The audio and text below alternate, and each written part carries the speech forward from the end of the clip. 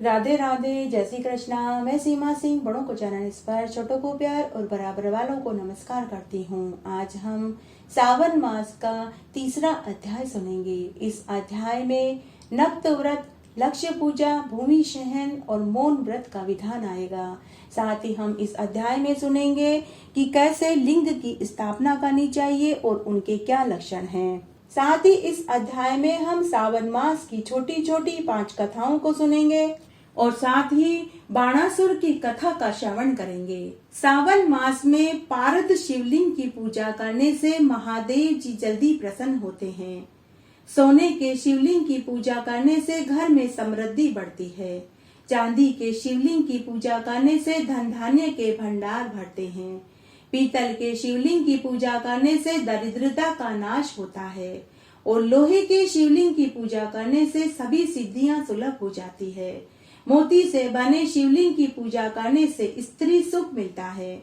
सावन मास में स्फटिक से बने शिवलिंग की पूजा करने से मनोकामनाओं की पूर्ति उसी क्षण हो जाती है।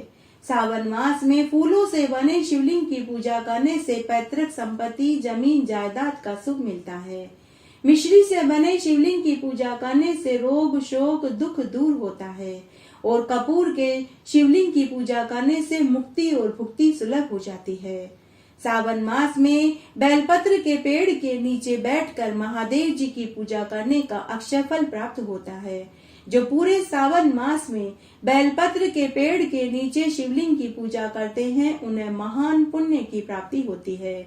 उन्हें कभी भी गरीबी का मुंह नहीं देखना पड़ता। शिवलिंग की पूजा करते समय उत्तर दिशा की ओर मुंह रखना चाहिए।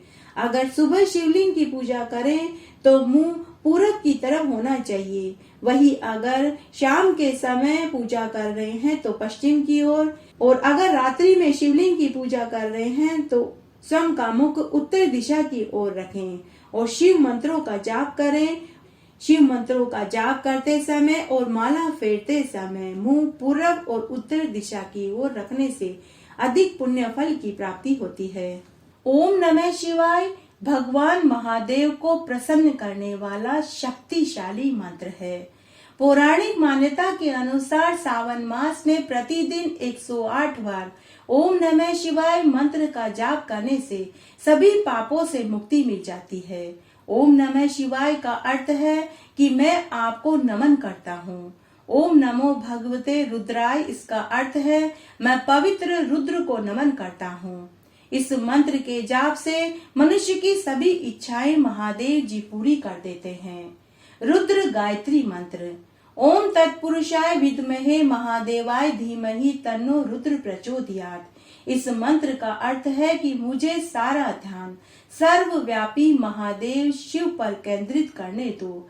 मुझे ज्ञान का भंडार दो, मेरे हृदय में रुद्र रूपी प्रकाश दो। यह शिव गायत्री मंत्र में सबसे शक्तिशाली मंत्र है।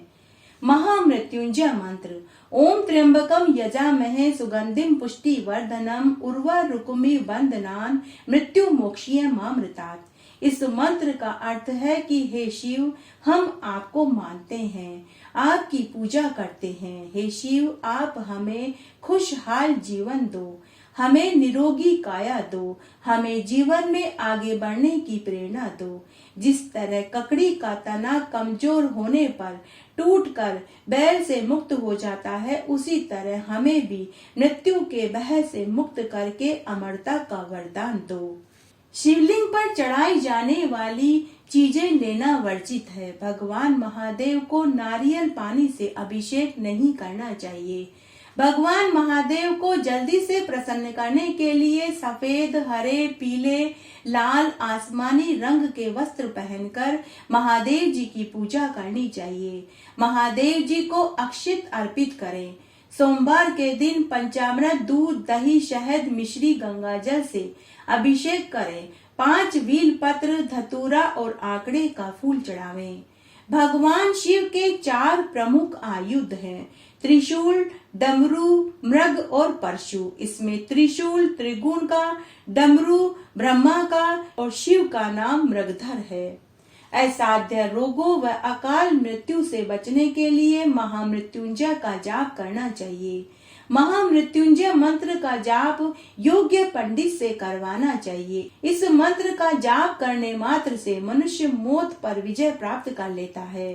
सावन मास में शिवलिंग का अभिषेक करते समय दूध में केसर और शहद मिलाकर चांदी के लोटे से दूध का अभिषेक शिवलिंग पर करने से मनुष्य के सभी ग्रह बाधाओं का निवारण हो जाता है। पितृदोष को दूर करने के लिए पूरे सावन मास में काले तिल शिवलिंग पर चढ़ाने चाहिए। सभी विघ्नों व संकटों को दूर करने के लिए शिवलिंग पर गन्ने के रस से अभिषेक करना चाहिए। जो ऐसा करता है उसकी सभी मनोकामनाएं उसी क्षण पूरी हो जाती है। सनत कुमार भगवान महादेव से बोले कि हे देव, सावन मास के व्रतों के विषय में कृपया करके विस्तार से बताइए, मेरी सुनने की इच्छा है। तब महादेव जी सनत कुमार से बोले कि हे योगीश, सावन मास में जो एक समय भोजन करता है उन्हें पूरे 12 मास नक्त व्रत करने का फल प्राप्त होता है। सूर्यास्त के पूर्व 3 घड़ी संध्या कहलाती है। सूर्यास्त के समय भोजन, मैथुन, निद्रा व स्वाध्याय ये चारों कार्य वर्जित हैं। गृहस्थियों और सन्यासियों के लिए नक्त भोजन के समय का जो विधान है वह तुम मुझसे सुनो। सन्यासियों के लिए जब सूर्य मंद पड़ जाए और अपनी ही छाया दोगुनी हो जाए उस समय भोजन करना चाहिए। सन्यासी के लिए रात्रि का भोजन निषिद्ध माना गया है। दिन के 8वें भाग को ही उपयुक्त बताया गया है।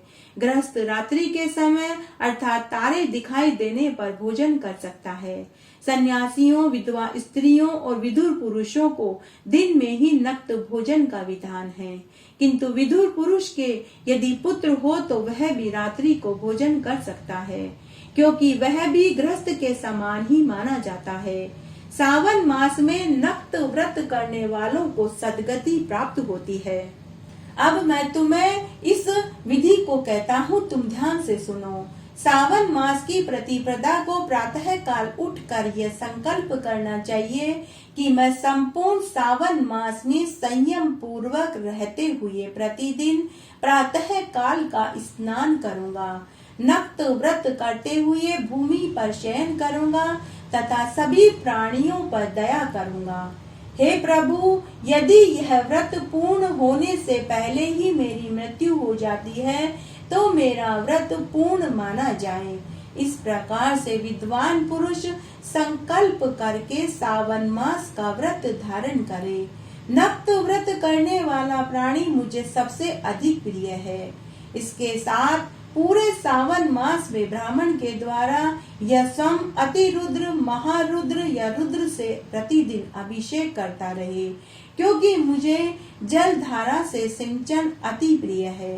अथवा रुद्र से प्रतिदिन हवन करे। जो वस्तु अपने उपयोग या भोजन में अति प्रिय हो उसे ब्राह्मण को दान में देकर स्वयं उसका त्याग कर दें। महादेव जी सनत कुमार से आगे बोले कि हे सनत कुमार, अब मैं तुम्हें लक्ष्य पूजा की विधि बताता हूँ, तुम ध्यान से सुनो।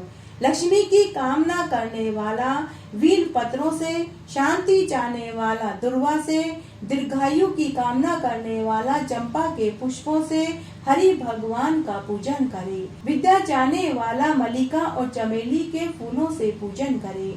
भगवान विष्णु और शिव तुलसी दल से अधिक प्रसन्न होते हैं।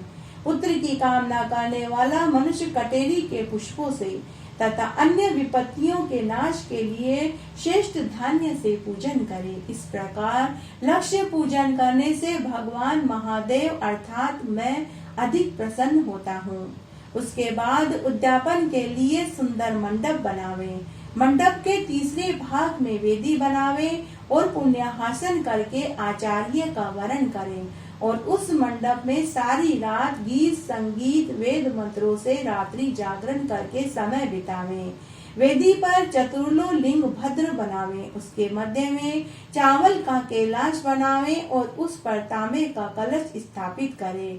कलश पर पंच पल्लव रख कर एक छोटा सा वस्त्र रखें, उस पर शिव पार्वती की स्वर्ण की मूर्ति स्थापित करके पंचामृत से स्नान करवाकर उस मूर्ति का पूजन करें। उस पर धूप दीप नैवेद्य समस्त सामग्री चढ़ाकर रात्रि के समय गीत संगीत नृत्य ढोलक पेटी मंजीरे बजाकर वेद मंत्रों का उच्चारण करके रात्रि जागरण करें।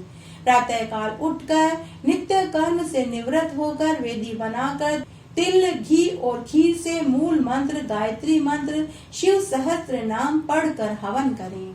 जिस मंत्र से पूजन किया जाए उसी मंत्र से हवन करके शक्कर और घी से युक्त चरु से आहुति दें। उसके बाद पूर्णाहुति देकर हवन संपन्न करें। वस्त्र आभूषण दक्षिणा आदि देकर आचार्य का सत्कार करें। जिस जिस वस्तु से शिव जी की पूजा की जाती है उन सब का दान करें। अन्य ब्राह्मणों को दक्षिणा दें। शिव जी की स्वर्ण की प्रतिमा बनाकर लक्ष्य पूजन करें। यदि 1 मास अखंड दीपक जलाया है तो उसका दान करें। समस्त कामनाओं की पूर्ति हेतु सोने की बत्ती सहित चांदी का दीपक गाय के घी को डालकर दान करें। देवताओं से क्षमा प्रार्थना करके 101 ब्राह्मणों को उत्तम भोजन करावें। ये सभी कार्य यदि सावन मास में किए जाते हैं तो अनंत फलदायी होते हैं। इस मास में अपनी किसी प्रिय वस्तु का त्याग करने के फल का वर्णन तो ब्रह्मा अपने 4 मुख से कहने में भी असमर्थ हैं। अब मैं तुम्हें उस फल को सुनाता हूँ, तुम ध्यान से सुनो। ऐसा करने पर वह मनुष्य इस लोक तथा परलोक में लाख गुना अधिक फल पाता है। फल की कामना करके त्याग करने पर वही फल प्राप्त होता है तथा निष्काम भाव से त्याग करने पर उत्तम गति की प्राप्ति होती है। जो सावन मास में रुद्री पाठ के अक्षर की गिनती के हिसाब से उतनी ही संख्या से रुद्रा अभिषेक करता है तो प्रत्येक अक्षर के प्रभाव से करोड़ों वर्ष तक रुद्रलोक में पूजित होकर निवास करता है। पंचामृत के अभिषेक से मोक्ष की प्राप्ति होती है। उसके बाद भगवान महादेव सनत कुमार से आगे बोले कि हे सनत कुमार, सावन मास में भूमि पर शयन करने के फल का वर्णन अब तुम मुझसे सुनो। सावन मास में भूमि पर शयन करने वाले को मूंगा अथवा हाथी दांत या चंदन से निर्मित अनेक रत्नों से जड़ा हुआ अति कोमल गरुड़ चिन्ह से युक्त उत्तम वस्त्र व रुई से भरे गद्दे वाली सुंदर व झालरदार तकियों से युक्त शैया अगर कोई दान करता है तो उसे सुंदर स्त्री सहित व रत्नों के दीपक से युक्त प्राप्त होता है। सावन मास में ब्रह्मचार्य पूर्वक संयम से रहने पर बल और वीर्य में पुष्टि होती है। इस मास में इस लोक में शुभ कर्म करने के उपरांत ब्रह्म की प्राप्ति होती है। निष्काम को मुक्ति तथा सकाम को देवांगनाओं की प्राप्ति होती है। सावन मास में जो मौन व्रत धारण करता है, अब तुम उसके श्रेष्ठ व्रत को सुनो। भगवान महादेव सनत कुमार से आगे बोले कि हे सनत कुमार, अब मैं तुम्हें सावन मास में मौन व्रत के धारण की विधि और इस व्रत के पुण्य फल को कहता हूँ। जो कोई भी सावन मास में मौन रह कर व्रत करता है तो उसे सावन मास की समाप्ति पर घंटा या पुस्तक दान करना चाहिए। जो ऐसा करता है वह बृहस्पति की तरह विद्वान और बुद्धिमान होता है। वह वेद वेदांग का और व्याकरण ज्योतिष शास्त्र का ज्ञाता होता है। उस व्यक्ति के साथ कभी किसी का कलह नहीं होता, सबके साथ उसके संबंध मधुर होते हैं। अतः मौन व्रत को सर्वश्रेष्ठ व्रत कहा गया है। सभी ऋषि मुनियों ने सूत जी से कहा कि हे सूत जी, सावन मास में कैसे लिंग की स्थापना करनी चाहिए और उसके क्या लक्षण हैं? कृपया करके आप हमें विस्तार से सुनाइए। तब सूत जी बोले कि हे ऋषि मुनियों, गंगा आदि पवित्र नदियों के तट पर अथवा जैसी इच्छा हो वैसे ही लिंग की स्थापना करनी चाहिए, किंतु पूजन नित्य प्रति करें। पृथ्वी संबंधी द्रव्य जल में अथवा तेजस अथवा धातु से बना हुआ जैसी रुचि हो वैसे ही लिंग का रोपण करें। चर मूर्ति बनानी हो तो छोटी बनावें, अचर बनानी हो तो बड़ी बनावें। शिव जी के लक्षणों से संयुक्त सिंहासन पर मूर्ति की स्थापना करें। मिट्टी, पत्थर, लोहा आदि के सांचे से इन्हें धातुओं का 12 अंगुल का लिंग उत्तम होता है। यदि इससे न्यून होगा तो न्यून फल देगा। अधिक अंगुल का होने से कुछ दोष भी नहीं है। लिंग या बैर दोनों ही की पूजा शिव पद को देने वाली होती है। लिंग का स्थावर, जंगम यही 2 रूप हैं।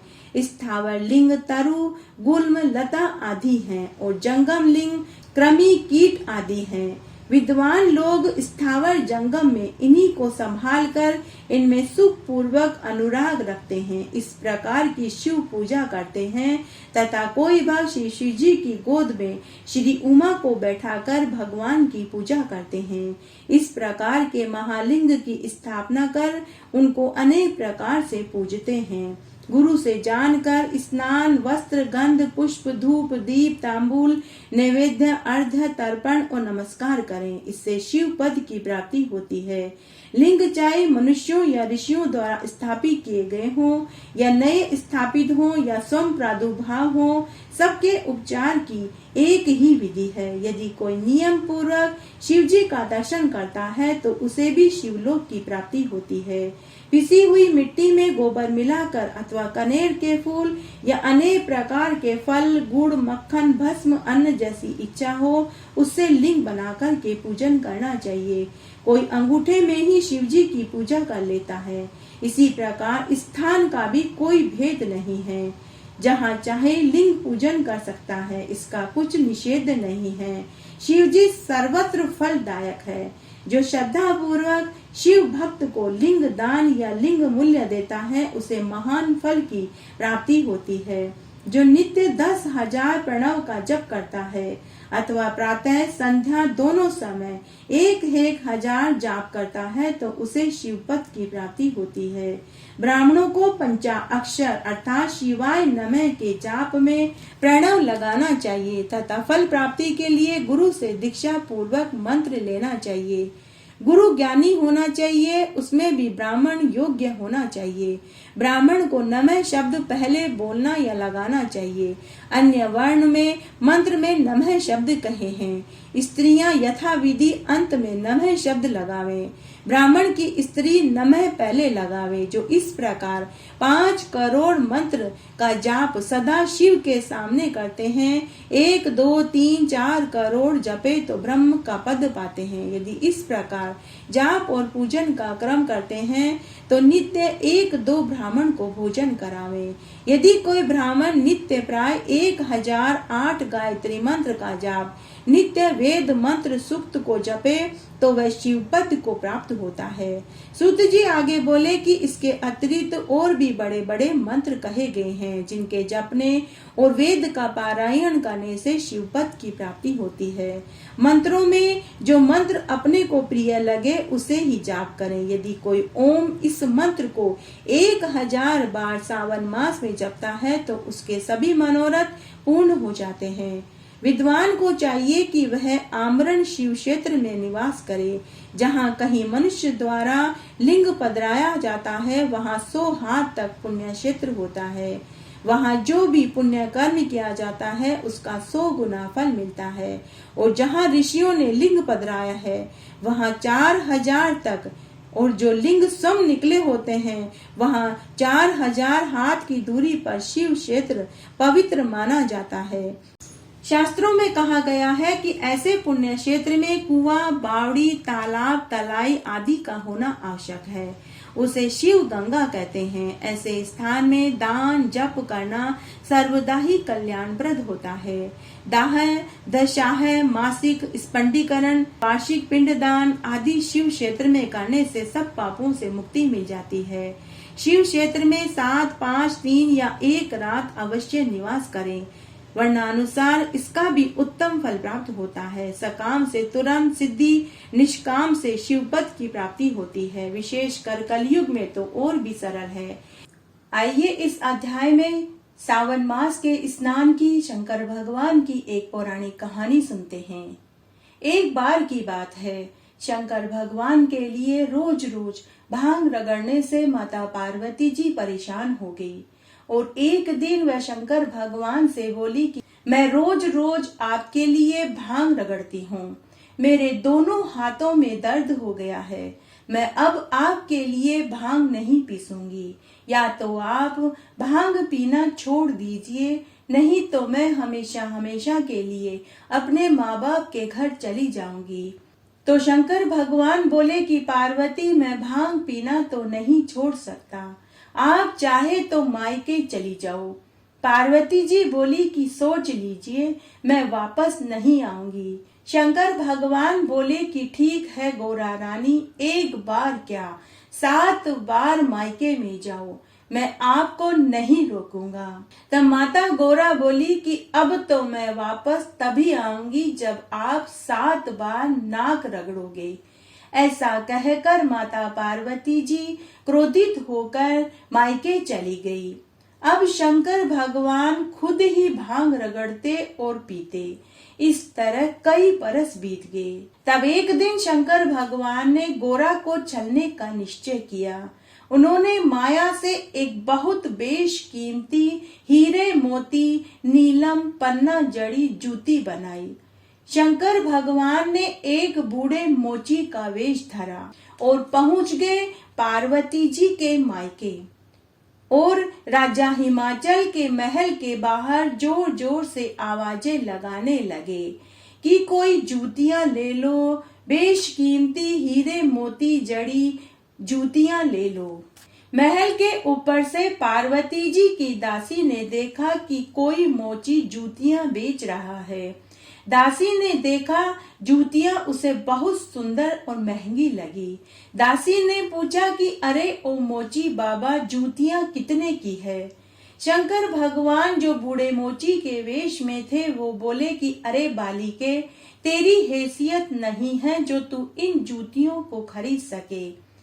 तब पार्वती जी की दासी बोली कि अरे बाबा, माना कि मेरी हैसियत इन जूतियों को खरीदने की नहीं है, लेकिन मेरी मालकिन इन जूतियों को जरूर खरीद लेगी। तू यहीं रुक, मैं अभी अपनी मालकिन को लेकर नीचे तेरे पास आती हूँ। उसी समय दासी महल में पार्वती जी के पास गई और बोली कि हे देवी, वे जूतियां बड़ी ही सुंदर और बेशकीमती है। जब मैंने उस मोची से जूतियों की कीमत पूछी तो उस मोची ने मुझे कहा कि मेरी हैसियत उन जूतियों को खरीदने की नहीं है। तब मैंने उस मोची को चेतावनी भरे शब्दों में कहा कि माना कि इन जूतियों को मैं नहीं खरीद सकती, लेकिन मेरी मालकिन इन जूतियों को खरीद लेगी। तब पार्वती जी बोली कि क्या उस मोची की ऐसी हिम्मत, वो जानता नहीं मैं कौन हूँ। तब पार्वती जी ने मोची को जनाजा महल में बुलाया। पार्वती जी अपनी दासी के साथ वहां पहुंच गई और बोली कि अरे ओ बूढ़े मोची, ये जूतियां कितने की है? तो शंकर भगवान जो मोची के वेश में थे वो बोले कि अरे बालिके, तू इस जूती को पहनने की हैसियत नहीं रखती। यह जूतियां बड़ी अनमोल है, तू इनकी कीमत भी नहीं दे पाएगी। इनको तो शंकर भगवान की रानी या विष्णु भगवान की रानी ही पहन सकती है। तब माता पार्वती जी क्रोधित हो गई और बोली कि अरे ओ बूढ़े मोची, तू जानता नहीं मैं कौन हूँ। मैं शंकर भगवान की रानी हूँ। अगर शंकर भगवान को पता चलेगा तो तुझे यहीं भस्म कर देंगे। शंकर भगवान मन ही मन मुस्कुराने लगे। तब मोची वेश में शंकर भगवान बोले कि ठीक है बालिके, वैसे तो ये जूतियां बड़ी बेशकीमती है, लेकिन मैं तुझे एक शर्त पर दे सकता हूँ। तब माता पार्वती ने अपनी दासी को महल के भीतर भेज दिया। तब माता पार्वती ने कहा कि अरे ओ बूढ़े मोची, तू अपनी शर्त बता। तब शंकर भगवान बोले कि हे कल्याणी, अगर तू 7 बार जूतियों पर नाक रगड़ दे तो मैं यह जूतियां तुझे मुफ्त में दे दूंगा।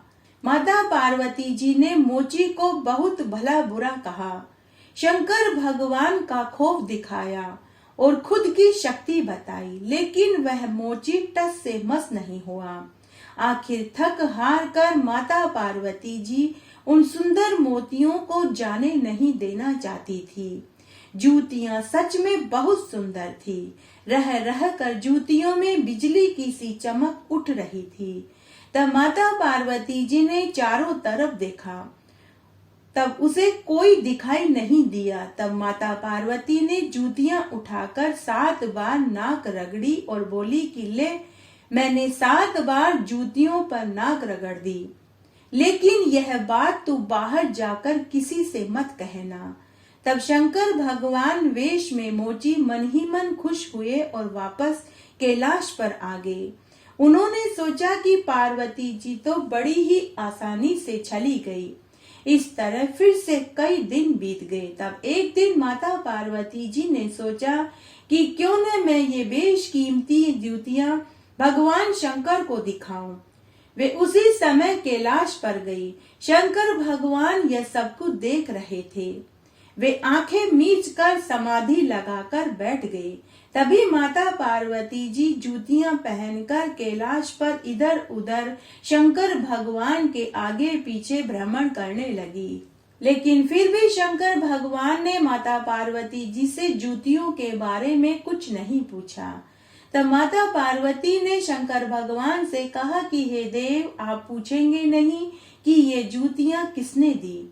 शंकर भगवान ने भोले बनकर पूछा कि हाँ गोरा, ये जूतियां तुम्हें किसने दी। तब माता पार्वती जी अकड़ती हुई बोली कि ये जूतियां मुझे मेरे पिताजी ने मेले में से दिलवाई है। यह कई लाख रुपए की है। इसमें हीरे, पन्ने, मोती, नीलम जड़े हुए हैं। तब शंकर भगवान ने माता पार्वती जी से कहा कि अरे पार्वती, जरा तुम मेरे कमंडल में झांक कर देखो और फिर बताना कि यह जूतियां किसने दी और कितने की दी। जैसे ही माता पार्वती जी ने भगवान महादेव के कमंडल में झांका तो उसमें वो सारा दृश्य दिखाई दिया जिसमें शंकर भगवान बूढ़े मोची का वेश धरते हैं और माता पार्वती जी 7 बार जूतियों पर नाक रगड़ती है। माता पार्वती जी ने यह देखा तो वह क्रोधित हो गई। माता पार्वती ने शंकर भगवान से कहा कि हे देव, आपने मेरे साथ छल किया है। इस तरह फिर से कई दिन बीत गए। एक दिन माता पार्वती जी ने भी भगवान शंकर को छलने का उपाय बनाया। माता पार्वती जी ने एक भीलनी का वेश बनाया और कैलाश पर नाचने गाने लगी। भगवान शंकर ने जब भीलनी को देखा तो वे उसके रूप और सौंदर्य पर मंत्र मुग्ध हो गए। भगवान शंकर ने भीलनी से कहा कि अरे तुम कौन हो, तुम्हारा पिता और पति कौन है। तो भीलनी बोली कि मैं एक सुंदर भीलनी हूँ। मेरे पिता का नाम हेमा भील और पति का नाम भंवर भील है। तब शंकर भगवान ने कहा कि अरे भीलनी, मैं तेरे रूप और यौवन पर मंत्र मुग्ध हो गया, तू मेरी रानी बन जा। तब भीलनी क्रोधित होते हुए बोली कि मेरा पति उड़ती चिड़िया पर तीर मार देता है, वो उड़ती चिड़िया के पंख गिन लेता है, वो आपको यहाँ बैठे बैठे ही मार देगा। और हे देव, आपके तो पहली पत्नी पार्वती और दूसरी सिर पर गंगा है, मैं अगर आ गई तो लड़ाइयां हो जाएगी। तब शिवजी महाराज बोले कि अरे बावली भीलनी, पार्वती जी को तो मैंने पीहर भेज दिया है और गंगा को मैंने प्रवाहित कर दिया, तू कैलाश पर राज करेगी। तब भीलनी बोली कि देखो जटाधारी बाबा, न तो मैं शेर पर बैठूंगी और न ही नाड़िया पर बैठूंगी और न ही बैल की सवारी करूंगी और न ही रथ पर सवारी करूंगी। आपका कैलाश तो बहुत लंबा चौड़ा है, यहाँ पर चलते चलते मैं तो थक जाऊंगी। तब महादेव जी बोले कि अरे बावली, मैं इतना हट्टा कट्टा जवान हूँ, तू मेरे कंधे पर बैठकर सवारी करना। तभी भीलनी ने कहा कि अच्छा चलो नीचे झुको, मैं अभी बैठकर तुम्हारी परीक्षा ले लेती हूँ। भगवान शंकर ने उसी समय दोनों हाथ जमीन पर टिका दिए और झुक गए। तभी भीलनी उचक कर भगवान शंकर की पीठ पर बैठ गई। तभी वहां भगवान विष्णु, माता लक्ष्मी, ब्रह्मा जी, इंद्र, भगवान नारद देव और 33 कोटि देवी देवता उनके ऊपर फूलों की बरसात करने लगे और सभी वहां उपस्थित हो गए। जैसे ही भगवान शंकर सीधे खड़े हुए तो सामने भीलनी की जगह माता पार्वती जी खड़ी खड़ी मंद मंद मुस्कुरा रही थी। भगवान शंकर को पूरी बात पता चल गई। वे थोड़े से लज्जित हुए। तब सभी देवी देवताओं ने भगवान शंकर और माता पार्वती जी को प्रणाम किया और अपने अपने लोक को चले गए। इस पावन कथा को जो कोई भी सावन मास में सोमवार को सुनता है तो शिव लोक का उसे वास मिलता है। भगवान शंकर और माता पार्वती जी का असीम प्रेम के वे भागी होते हैं। कुंवारी सुने घरवर पाए, परणी पुत्र खिलावे, निर्धन अन्न धन पावे, बुजुर्ग बैकुंठ का वासा पावे। जय हो माता पार्वती जी की, जय हो शंकर भगवान की। सावन मास में सुनी जाने वाली छोटी छोटी हम 5 कथाओं को सुनते हैं। मार्कंडू ऋषि के पुत्र मार्कंडेय ने लंबी आयु पाने के लिए सावन मास में महादेव जी को प्रसन्न करने के लिए कठोर तप किया, जिसके कारण यमराज को भी नतमस्तक होना पड़ा। एक अन्य कथा के अनुसार भगवान महादेव सावन मास में पृथ्वी पर अवतरित हुए थे और अपने ससुराल में गए थे। वहां उनका स्वागत जल अर्घ्य देकर हुआ था। माना जाता है कि तभी से सावन मास में शिवजी पर जला अभिषेक करने की परंपरा शुरू हुई। एक अन्य कथा के अनुसार समुद्र मंथन में हलाहल जहर निकला, जिसे महादेव जी ने अपने कंठ में धारण कर लिया, लेकिन उस विष से उनका कंठ नीला पड़ गया। इसी से उनका एक नाम नीलकंठ महादेव हुआ।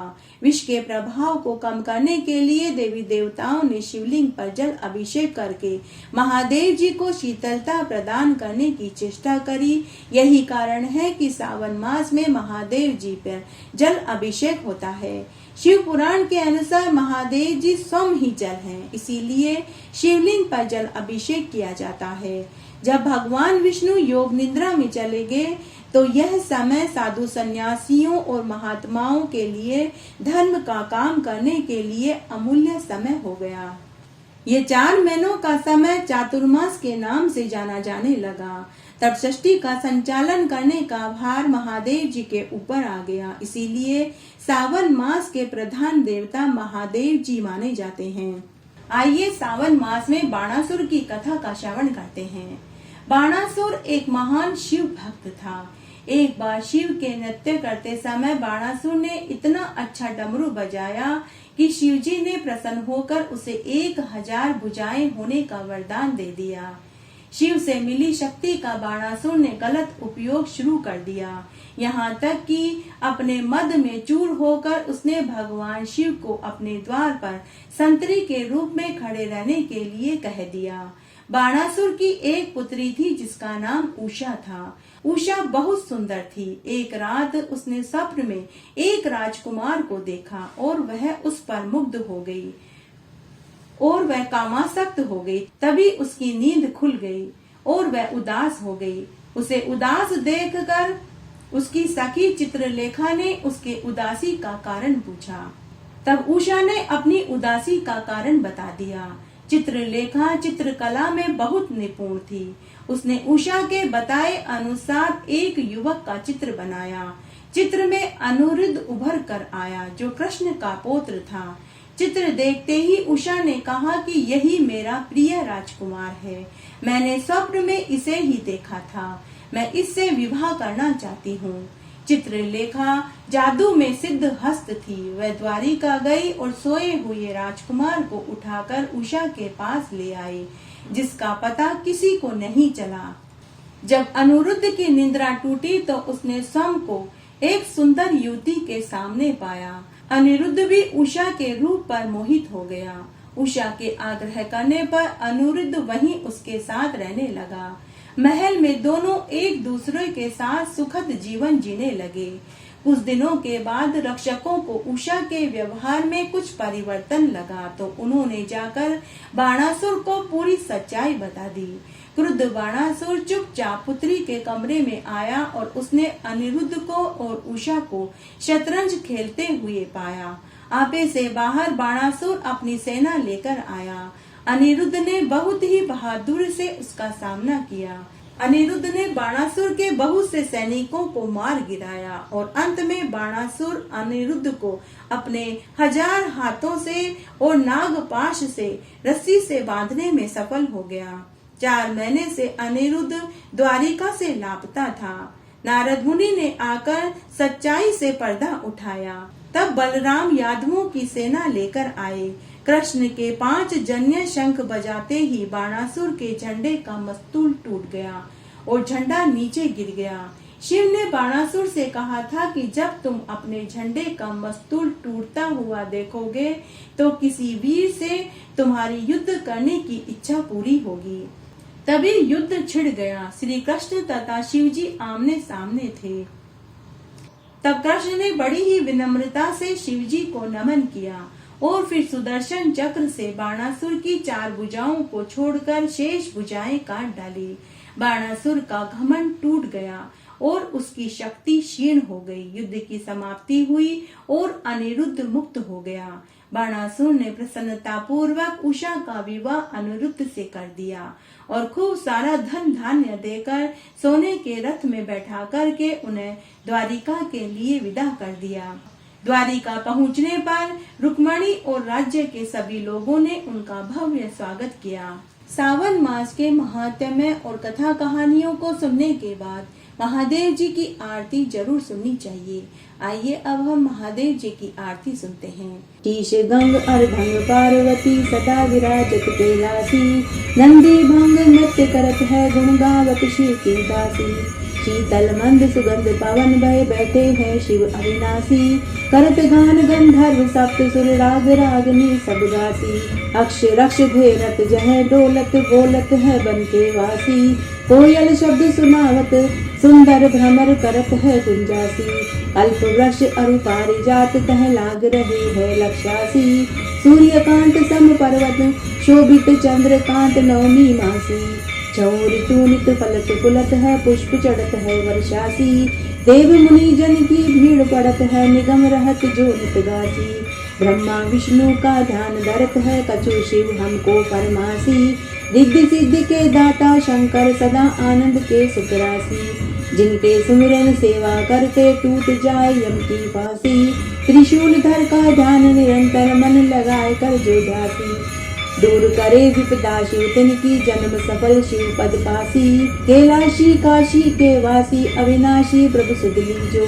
सेवक जान सदा चरणन को अपनो जान दरस दीजो। तुम तो प्रभु हो सदा सयाने मेरे ओ गुण सब ढकियो।